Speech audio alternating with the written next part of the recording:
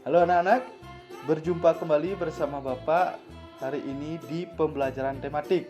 Nah, sebelumnya bagaimana kabar kalian pada hari ini? Semoga semuanya dalam keadaan sehat. Nah, sebelum lanjut, mari kita berdoa terlebih dahulu agar pembelajaran hari ini berjalan dengan lancar. Berdoa dipersilahkan. Berdoa selesai. Nah, hari ini kita di pembelajaran tematik yaitu tema 9, subtema 3, pembelajaran 1 dan pembelajaran 2. Di mana di subtema 3 pembelajaran 1 dan 2 terdapat 3 muatan pelajaran. Yang pertama yaitu muatan IPA, yang kedua muatan bahasa Indonesia, dan yang ketiga muatan SBDP. Nah, adapun tujuan pembelajaran kita pada hari ini yaitu yang pertama pada muatan IPA mengenai siswa mampu mengelompokkan benda-benda sat tunggal. Yang kedua, siswa mampu mengetahui jenis-jenis campuran berdasarkan kelarutannya. Selanjutnya pada muatan bahasa Indonesia, tujuan pembelajarannya yaitu yang pertama, siswa mampu menjelaskan bentuk-bentuk iklan pada media cetak.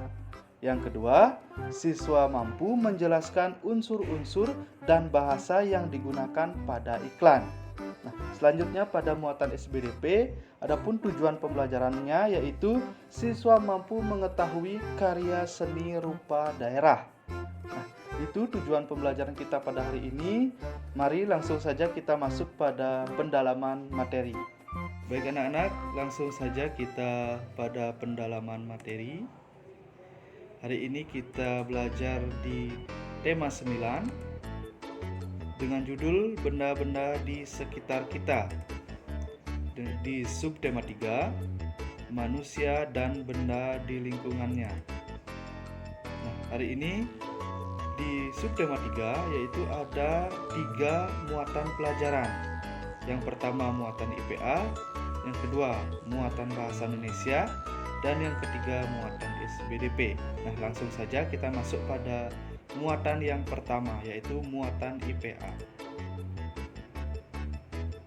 Pada muatan IPA, pertama kita akan belajar mengenai mengelompokkan benda-benda sat tunggal. Berdasarkan dapat atau tidaknya diuraikan menjadi sat yang lebih sederhana, sat tunggal dibagi menjadi 2. Yang pertama yaitu dengan nama unsur dan senyawa. Nah, apa itu unsur? Unsur adalah sat tunggal yang paling sederhana dan tidak dapat diuraikan lagi melalui reaksi kimia. Sedangkan senyawa adalah sat tunggal yang dapat diuraikan kembali menjadi sat yang lebih sederhana melalui reaksi kimia. Jadi perbedaan dari unsur dan senyawa yaitu jika unsur tidak dapat diuraikan, sedangkan senyawa dapat diuraikan. Nah, itu adalah berdasarkan dapat atau tidaknya diuraikan menjadi zat yang lebih sederhana. Selanjutnya, pada muatan IPA yang kedua kita belajar mengenai jenis-jenis campuran berdasarkan kelarutannya. Campuran dapat berasal dari campuran unsur dengan unsur, unsur dengan senyawa, atau senyawa dengan senyawa. Banyaknya komposisi unsur atau senyawa penyusun campuran tidak tentu. Sifat asli zat di dalam campuran masih tampak. Mari kita lihat contoh yang pertama. Ini adalah contoh campuran homogen. Air hangat yang dicampur dengan teh, saring, dan gula pasir kemudian diaduk sampai rata. Air tersebut tampak berubah warna, yang semula bening menjadi coklat. Hal ini menunjukkan bahwa teh sudah bercampur dengan air hangat. Selain itu, butiran gula yang diaduk hilang dan bercampur dengan air. Hal ini membuat rasa teh menjadi manis. Ini adalah contoh campuran homogen. Kita perhatikan contoh yang kedua, yaitu contoh campuran heterogen, di mana Teh manis yang telah dibuat ditambahkan dengan es batu. Es batu yang dicampurkan ke dalam teh manis membuat larutan teh menjadi dingin dan tampak es batu tidak bercampur dengan teh. Nah, ini adalah contoh campuran heterogen. Jadi itulah dua tadi contoh campuran, yaitu yang pertama campuran homogen dan yang kedua itu campuran heterogen. Baik anak-anak, selanjutnya kita akan masuk pada muatan yang kedua, yaitu muatan bahasa Indonesia. Pada muatan bahasa Indonesia, yang pertama kita akan belajar mengenai menjelaskan bentuk-bentuk iklan pada media cetak. Nah, iklan pada media cetak dibedakan menjadi dua bentuk, yaitu iklan baris dan iklan kolom. Iklan baris adalah iklan yang disajikan dengan tulisan singkat dan hanya beberapa baris saja. Nah, di mana ciri-ciri iklan baris adalah sebagai berikut. Yang pertama, isi iklan biasanya disingkat.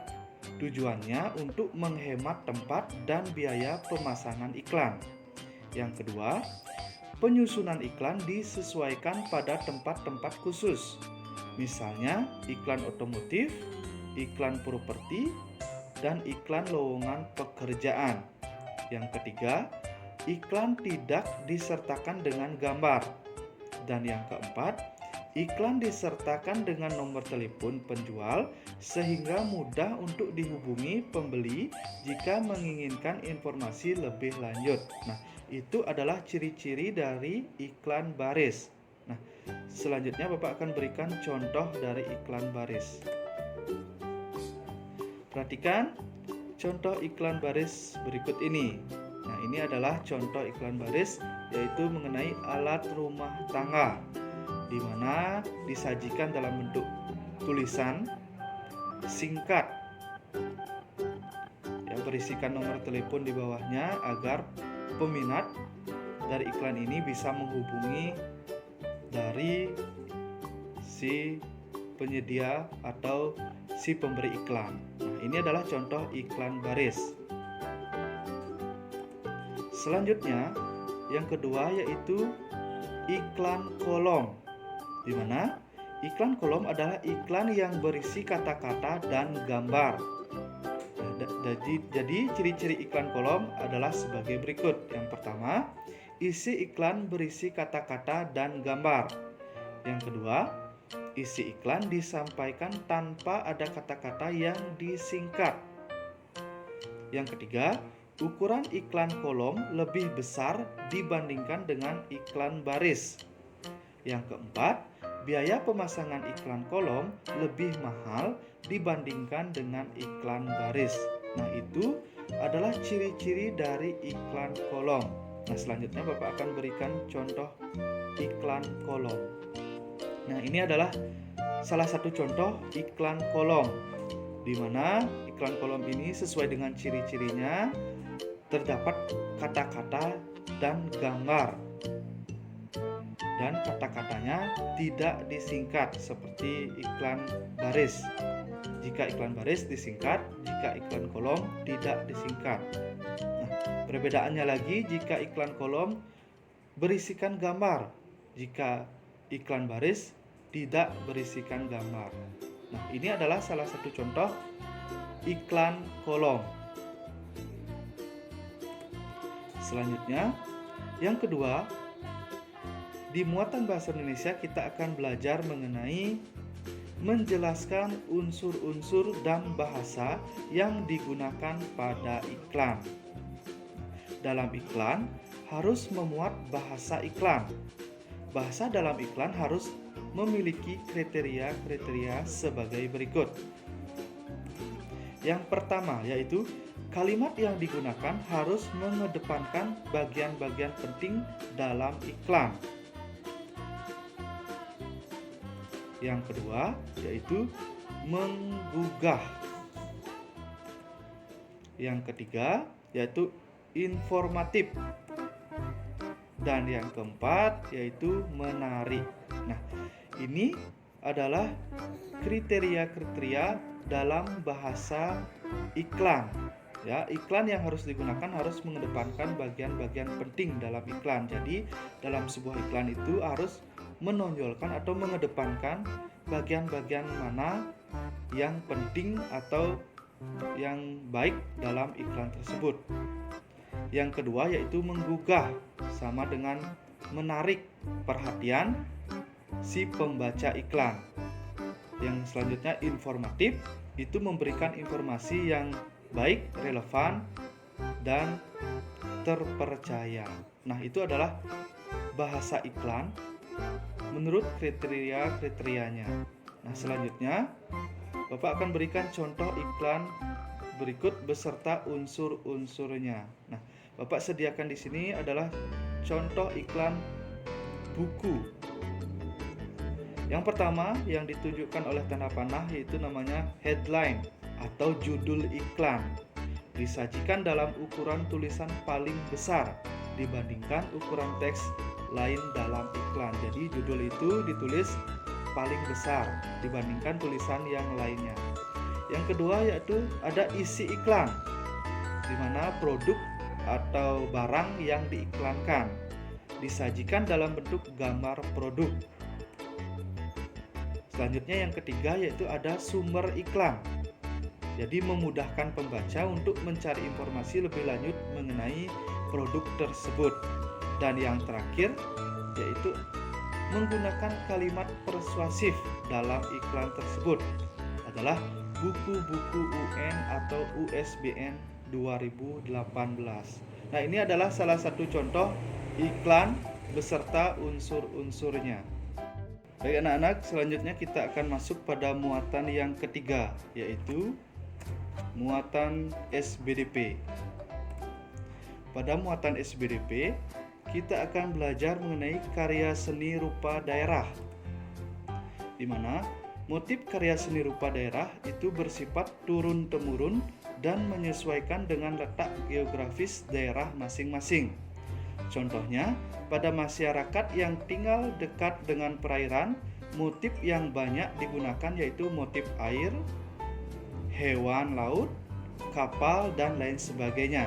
Sedangkan masyarakat yang tinggal di dataran tinggi identik dengan motif hewan dan tumbuhan.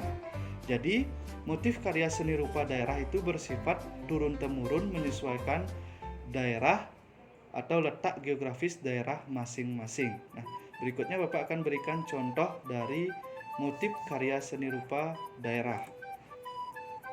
Yang pertama yaitu karya seni lukisan Kamasan dari Bali. Yang kedua yaitu kerajinan wayang kulit dari Jawa. Yang ketiga yaitu ada kerajinan ukiran kayu dari Jepara. Selanjutnya ada kerajinan kain songket dari Palembang. Nah, ini adalah beberapa contoh dari karya seni atau motif karya seni rupa. Sekian pembelajaran kita pada hari ini anak-anak. Bagaimana perasaan kalian?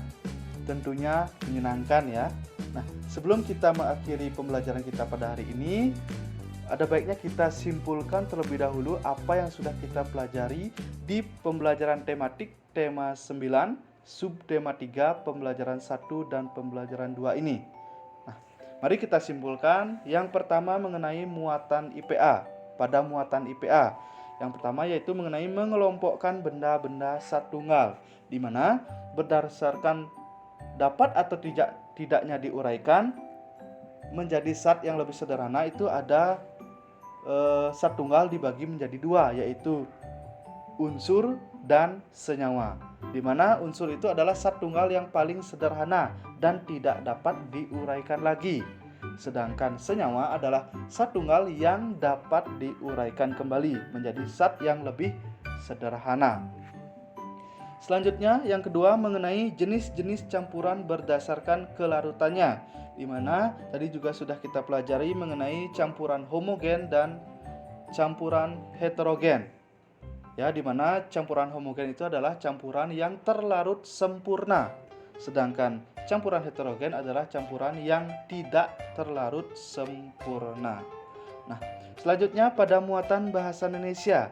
Yang pertama mengenai menjelaskan bentuk-bentuk iklan media cetak, di mana tadi kita sudah pelajari ada dua contoh, yaitu iklan baris dan iklan kolom, di mana ciri-cirinya sudah kita pelajari tadi, di mana iklan baris adalah iklan yang disajikan dengan tulisan singkat dan hanya beberapa baris saja. Sedangkan iklan kolom adalah iklan yang berisi kata-kata dan gambar.